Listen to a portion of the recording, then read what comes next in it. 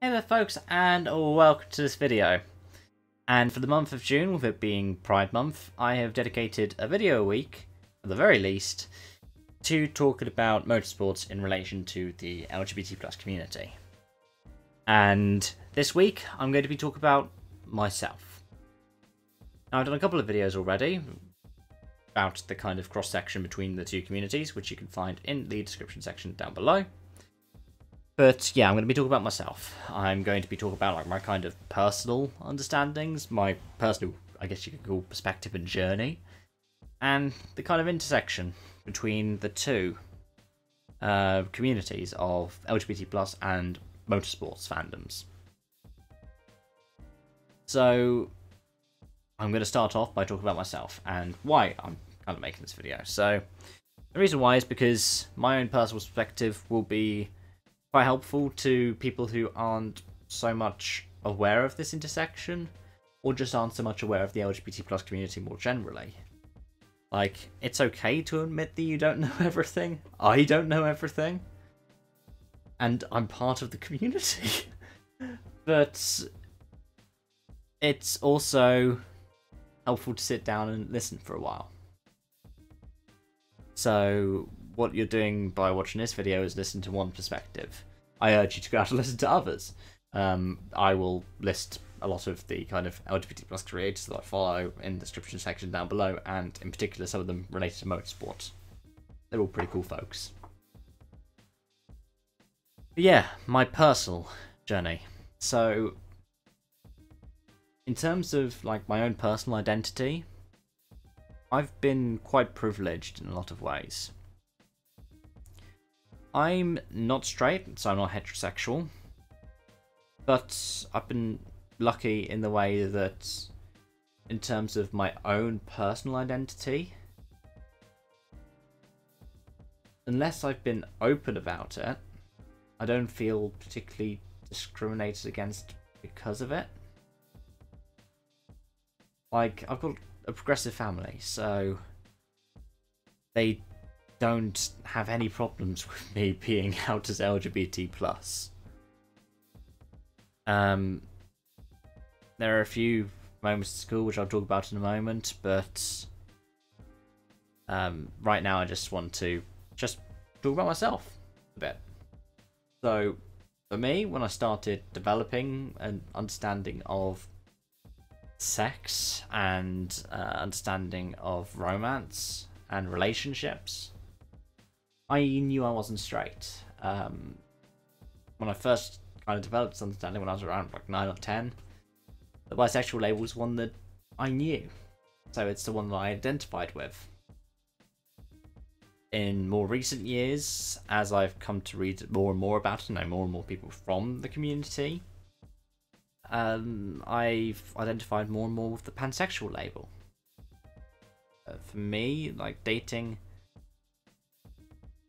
isn't so much like sex driven or driven by anyone's gender identity. It's driven by who they are. Like, characteristics about them being kind and caring and honest. And that's the way I am. That's the way I've always been. I've also been quite lucky in that I've never gone through a questioning period, both in terms of my sexuality and my gender identity. I've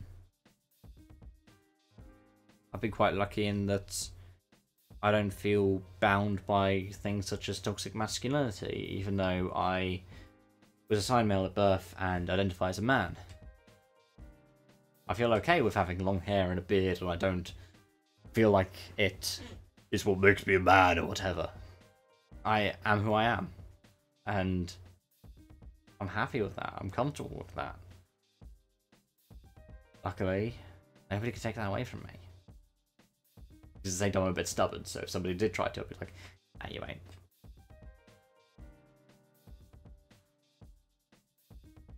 And like I said, I had a progressive family that supported me. They didn't change how they viewed me because of me talking about expressing myself in terms of sexuality or in terms of gender identity. And then I started talking about this stuff on here, on my platform on YouTube. So, for those of you unaware, I started doing daily videos nearly 6 years ago, August 11th, 2014. And when I started doing it, it was very politically charged. And I talked very early on about my sexuality. But for a while I haven't, because in the past year I switched over to doing motorsport stuff.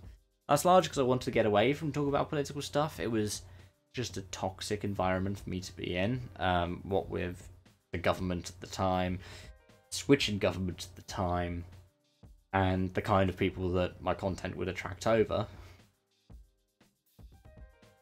But I switched over to Motorsport Community because it was stuff I was happier talking about, more comfortable talking about, and I didn't think I was going to get hatred talking about.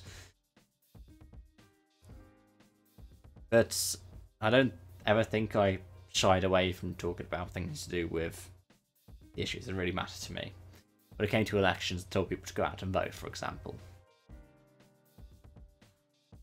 But yeah, for me it's never really crossed my mind that a lot of people watch this and will presume that I'm straight.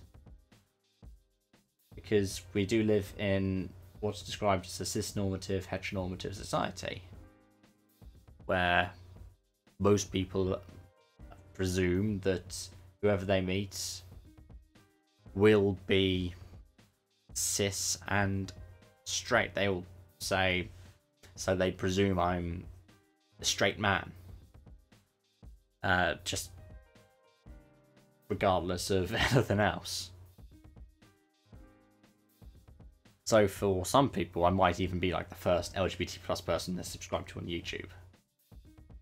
Which is weird. Because it's even weirder that they wouldn't even know that. And that's something I never really thought about. Like, in terms of making politically charged content, I do that when I have a springboard in terms of something in motorsport to talk about. So, when I did videos to do with Lewis Hamilton and BLM, I wanted to talk about Black Lives Matter, and I wanted to be able to make a video saying Black Lives Matter. And when I saw Lewis Hamilton was talking about it, it was like a perfect springboard for me to be able to go, okay, I can do that, and I can say, this is why I'm able to do this, whilst remaining a motorsports kind of content creator. And that's the same thing for me with Pride Month and LGBT stuff and motorsports. I didn't think I'd experience any blowback, because a lot of the kind of communities that I follow on social media have either a large amount of, or a majority of them, being LGBT plus, as well as being motorsports fans, which, well, that's pretty cool. But like I said, it wasn't something I really thought so much about. And then with the one last week to do with intersectionality, I lost subscribers when I uploaded it, and I got some hateful comments on it from one user, but it was really not helpful. And that's when I was like, hang on, there is still a long way for this community to come. And that's horrible to think. Like, I've experienced some homophobia before because of me not being straight. But it's always tough to see like blatant homophobia in your YouTube comment section. So I just went in and just went, you're not welcome here. And if you are someone who considers themselves homophobic or transphobic or anything of the sorts, I don't like having people like that in my community. So I hope you take the opportunity to make yourself more aware and try to be better as a person, more inclusive. Or I hope you leave the community, because here we say trans rights and gay rights and LGBT plus rights more generally.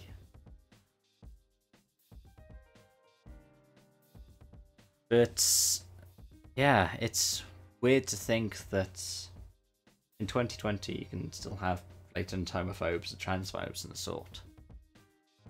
and especially people in quite high positions of power. I mean, I see what's going on in my country here in the UK in regards to repealing legislature that helps the trans community in particular. And just look at it with dismay. I mean, I remember thinking, what was it, a year or two ago, about Trump's transphobic stuff, and thinking, I'm lucky that my country isn't like that.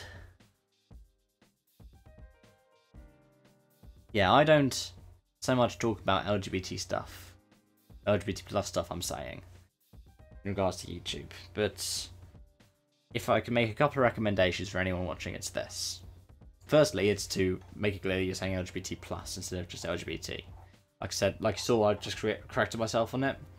It's because, like, in regards to, there are so many other acronyms that are thrown around. I personally use LGBT plus because, like, for different people, like, they could say, oh, I don't think that the Q or the QIA particularly apply as LGBT plus, and it could be people who are part of like the QIA bracket who don't think that they consider themselves LGBT or grouped in with LGBT.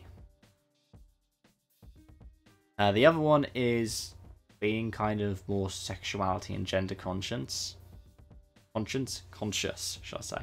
Have a conscience about it. Instead of saying like, "Hey guys," because I started off this channel saying "Hey guys" at the start of every video. I changed to "Hey folks," and the reason why is because I know that there are a couple of people who it might make them feel more welcome if I say "Hey folks." Because I never presume that somebody watching my videos is going to be of a particular gender identity. I want it to be universal, and for me, the word "guys" is a universal word, but for some people it isn't. So I switched over to using "Hey folks," because that's more inclusive. And to be fair, it was part of my dialect already, it's part of my diction already. And it's just small changes like that can really help a lot of people out, like not immediately presuming that they are cishet. Like for me, it doesn't really matter. Like, if I end up saying to somebody who presumes I'm straight that I'm not, and they're like, "Oh, well, I didn't think of that," I don't get offended. I laugh, because I find it funny. But it's not like a kind of laughing at ha ha ha ha ha ha ha ha. It's a kind of, I chuckle a bit because it's not apparent sometimes. But, like, there are some ways you can approach this online. Like, typically, and you might find this when I'm doing sim racing stuff, I will refer to somebody until I know their gender identity is they, or use just they them pronouns. That really helps out. And don't presume anyone's sexual identity either unless they disclose it. Because as much as it's a personal thing, at the same time we don't like having like any kind of presumptions forced at us. I mean, the questions like, which one do you prefer in terms of sexuality? So I don't like it when people then go, "Oh, so you are this." But yeah, those are some things to consider. I'm sorry this has been a lot more of a rambling video, but honestly, if you stayed the whole way through, thank you so much for it. It means a lot to me. And I've been trying to record this for a couple of hours, and this is the first time I have where I've been able to say everything that I wanted to say. So thank you so much for watching. And I hope I haven't lost a lot of subscribers by doing this video. And I hope I'll see you again soon. Like, I think next week I'm probably going to be talking a bit more about where can we go next? What's the future like? A bit like I did at the end of the intersectionality video. Yeah, thank you so much for watching, and I hope to see you again soon. Bye for now. Oh, and I hope that YouTube won't decide to list this as coming out on Monday, like it has been doing with some of my videos recently.